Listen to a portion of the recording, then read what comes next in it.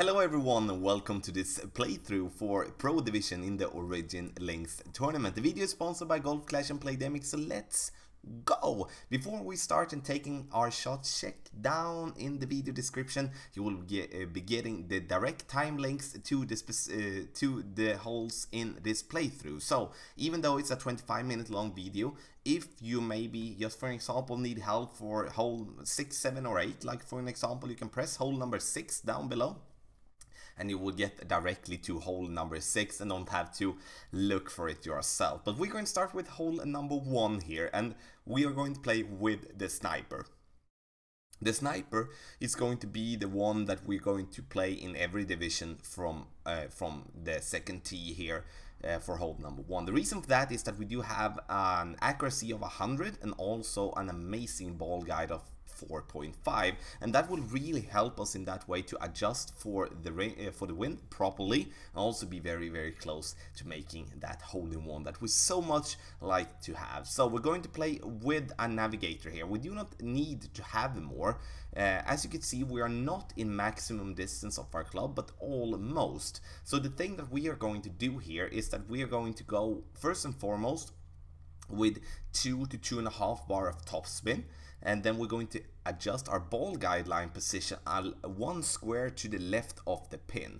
From this position we are going to go with, as you can see, we're going to go with almost 8 rings. So we're kind of adding 0.3, 0.4 in adjustment here for this hole, and that because the ball is going to be affected a little bit more by the wind. We still go a little bit too much to the right, so we need to add a little bit more with our adjustment, or we need to go with 1 bar of side spin to the left to kind of counter for that. Still, we're coming in very close, and we're going to be very close on hole number 1. Hole number 2, the first par 5, and the first par 5 is always important to bring that eagle, feel that you're like in the zone and you're like up and running basically. We're going to go with a Titan here. You can go with a Kingmaker of course as well, but I wanted to stick, when it comes to Pro Division, I want to stick to have as most a Titan ball for this hole, because we don't need to have more. 5.7 in wind, our extra mile level 8 is 2 miles per hour per ring, so we're going to go a little bit more than 3 rings. So 3 rings is going to be 6 miles per hour, so we over adjusted it approximately around 20%. The reason we do that is because this hole is played downhill, as you basically can see on the view here. We're going to go with 5 bars of topspin, max side spin to the right, combined with slight amount of curl. That will put us nicely there on the right side, or I would say more on the right side than on the left side, because we do not, first and foremost, we do not want to go too far, because that will put the trees on top in our line. That will be very hard for us to adjust from that position to be close for an albatross. But now we definitely have an open line, and we're going to go with our sniper here as for having a power 3 ball with the Titan. So when it comes to this particular hole and many other holes, it's always important before you go into that hole to kind of, okay, now depending on the wind here, which clubs am I going to play with? Now we know we're going to have slight tailwind, so of course that helps a little bit. Then of course that will help us to decide the second shot for the club that we're going to go there. But for an example, if we would be having headwind for our second shot and headwind for our drive, then of course we would be playing our second shot a little bit differently, as we do need more distance than we do have on our sniper. But now we're getting a lit off the book here, so now we're going to play with our sniper. As you can see here, we do have it stretched and maxed out. I would love to have more side spin from the in this particular situation, but the Titan side spin will have to do, and it's not any bad side spin. We're going to go with no bars of topspin whatsoever. It's not necessary to have that, especially when we have tailwind, so then we can just look at the ball guideline. Okay, are we going to reach over the rough with just having no topspin or backspin? Yes, we will, and also have tailwind, and that will give our ball, and the ball guideline will be extended and have no problem to roll back down. Getting it very close, and as you can see, we did adjust our rings for a sniper according to being 1 mile per hour per ring, so 5.6 rings from that particular distance. So very, very close for that albatross, and I do believe definitely that this could be a drop that you can make, but it's definitely not a secure drop. So we will have to have that in mind, that okay, risk and reward. Do you feel confident enough to go so close to the pin? Because if you do cut the rough, or if you do as our opponent is doing here, cutting the tree because you're using too much curl, then you're going to have a huge problem, as that particular ship is going to be so much downhill and affected so much by the wind. Okay, let's go. Hole number 3. Now it's time to go for the green, and now we do get an amazingly good wind. So we're going to go with max topspin on our extra mile level 6 here, and we're going to adjust for approximately around 4 rings here, and that was going to be then we're going to just make a regular shot. We're not going to overpower, and that's why we stretched that adjustment out there, because again we can use the wind to our favor instead of then like eyeballing and see, okay, now I need to overpower my shot because I cannot see my ball guide line reaching over the water. Then we stretch that landing position now so we can see the end of the ball guide line cutting the rough as in a maxed overpowered position. Then we adjust our rings from that position. I need to correct myself, it was more like 3.5 rings instead of 4 with our extra mile level 6. And then it showed that we are not going to have to overpower, as we came back to have a normal distance with a club. We just made a perfect shot, and then as you can see, we just rolled through the rough and having an easy ship towards an eagle. And with this wind on hole number 3, an eagle here is a must. I've seen so many players making an eagle here, and especially as well going outside of the rough and having a short ship here for an eagle with straight wind, basically straight tailwind. Yeah, it couldn't get any better when it comes to the situation. I do really believe that this is easier to make an eagle here in pro than it is on any other division. So that is a must if you want to go for the gold. Hole number 4, my favorite par 3. I've said it in basically every single time I played it. I really, really like it. If I'm not dropping it, I'm being very, very close. So we're going to play with our sniper. And as you can see here now, we're going to have 5.5 in miles per hour. We are going to change ball because it's not necessary for us to use a Titan ball here. Then we rather want to go with a ball that we can spend, and then we want to save a Titan. A little bit more than 1 bar of topspin, 1.5 bar of topspin here, as we do have tailwind coming in hot there in the rough. 1 bar of side spin to the right to just give ourselves some help with the push there. We're going to go with, as you can see, 5.5. As we are in medium distance with our wood club, we're going to adjust for being in maximum max position, and that is very, very important. As you can see there, we're coming in way too hot here and very close to the rough. We're getting it very close, and of course going to go straight to the pin, then we would have dropped that. But the thing that you noticed maybe as well was that we were very, very close to the line between the rough and also the fringe. So we need to maybe step back just a tiny little bit with our... I'm happy with the landing position, but might going to go and reduce the landing position a little bit, like in distance, so we're not being so close to the green while doing so. I think that is very, very important for us, because if we do hit the fringe there, then we're going to bounce way over the green and have a bunker shot, and might even go out of bounds if we're unlucky. Unlucky. So our opponent is going to play another type of play, but I would say this is not the play to play if you do want to go for an hole-in-one. You put so much more in risk by bouncing there, as you can go either too long, as our opponent is doing here. You can either go too much to the left or too much to the right, or you go short and have a long putt, you know. So stay away from that. Go for the rough bump on hole number 4. Hole number 5. 5. Oh, yeah. Hole number 5, and we're going to play this one in a conservative way. We're not going to go with any slice. And you know, it's could help us to get over this the second big piece of rough, or like you can say where the trees in the middle are. But still, it's all about like, okay, do we want to risk that for being stuck in the trees? Sure, if we do know the rings to 100% with our extra mile to go for that massive slice and use the tailwind, sure, we can do that. But now we are not going to do that because that is not the common way to play. So we're going to play with a Titan Ball here, if I'm not, if I'm remembering it correctly. So we're going to change ball. We do need distance, and yeah, we are going to play with a Titan Ball. Max topspin and max side spin on our extra mile level 6. We're going to use the brown tree there in the bottom there as a reference. Therefore, the reason for that is that I know that we're going to be perfectly positioned for a second shot. Going to adjust for almost 6 miles per hour. Sorry, almost 3 rings. So we're going to adjust this shot as for being in maximum distance of our club, even though we are in medium distance. So that is important to have in mind.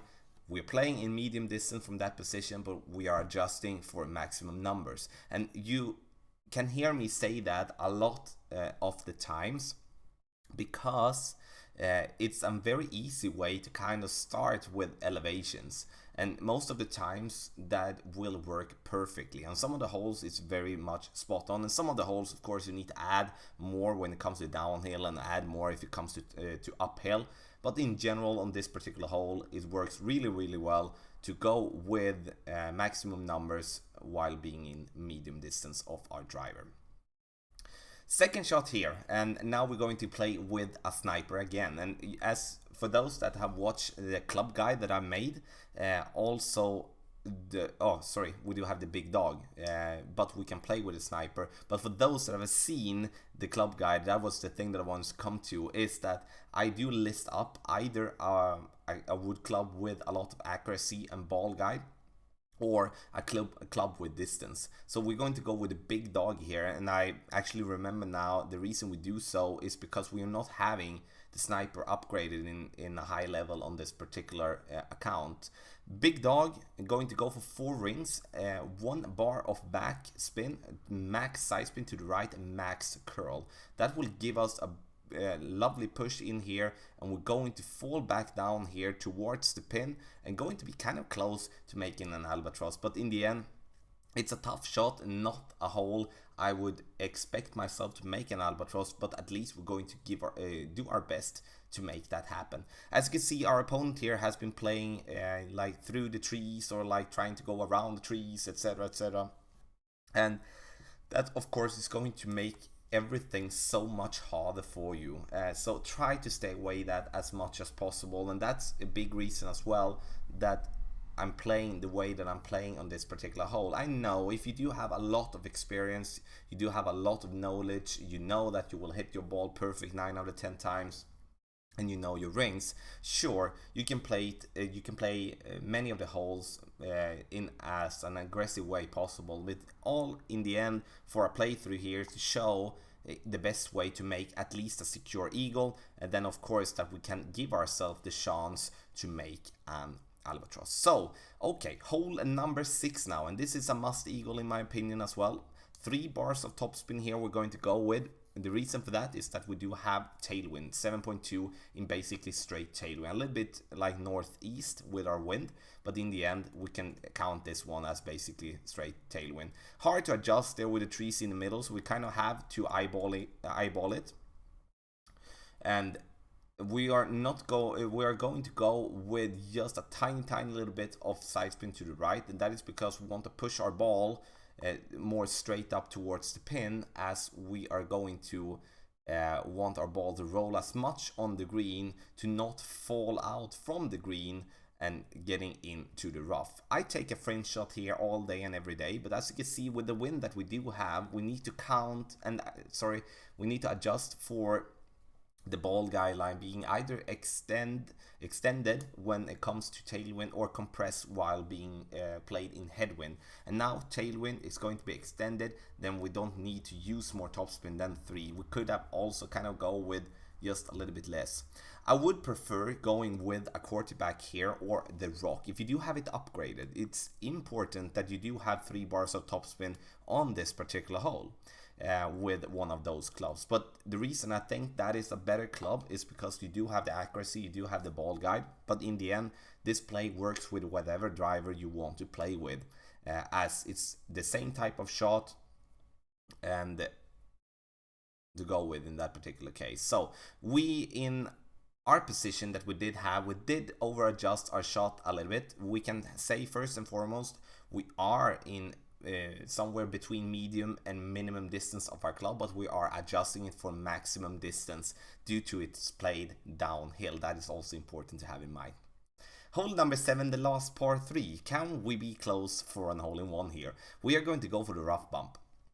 And for the rough bump, then we want to use a club that gives us a good amount of ball guide and also some good accuracy. And the rock here is the club that we are going to go with, and that is the rock level 6. We're going to use a katana that gives us more side spin. We do not want to spend a kingmaker, it's not necessary, so we can still going to be adjusting for this one in a really good way. As you can see there, I'm kind of putting my ball guideline to being like through the pin, and that is because we do have headwind, and again the ball guideline will be compressed while playing in headwind. We're going to adjust this one for 6 rings, which is going to be, as we are playing this shot, as we are playing our shot in maximum distance, even though we are basically playing in medium distance. You could see there we went really short there on the rough, kind of a little bit lucky there, but in the end we did hit our ball great, and that is something that we do need to have in mind.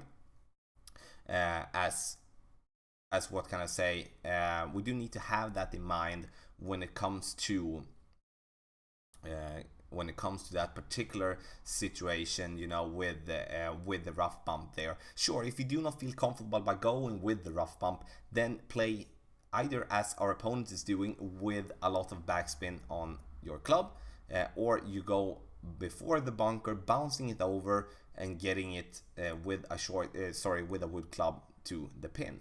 But I do like the rough bump, and again it's the best way to make an hole-in-one in my opinion. The thing to have in mind as well is that, as you can see there, we did hit our ball great and we missed on the right side. I do like for us to aim a little bit to the right side of the pin, as we're going to get a bounce that we may not be accounting for. Hole number 8 here, last par 4. So only 2 more holes to go, and this is definitely, in my opinion, a hole where we can actually use as a hole where we can hook our ball towards the pin. Now I'm not going to have the clubs for it, so I'm not going to show you here, but check out the next round for pro, and I would say opening round, then you will see me play it in that particular way. But now we're going to play it in a conservative way, but also in an aggressive way. As you can see, we're choosing the Titan here. The Titan gives us distance, as we do have a power 3 on Titan. And that is the thing that we do want to have for our second shot. We are going to line up as close to the rough there on top as possible. And from here, we're going to play with our thorn.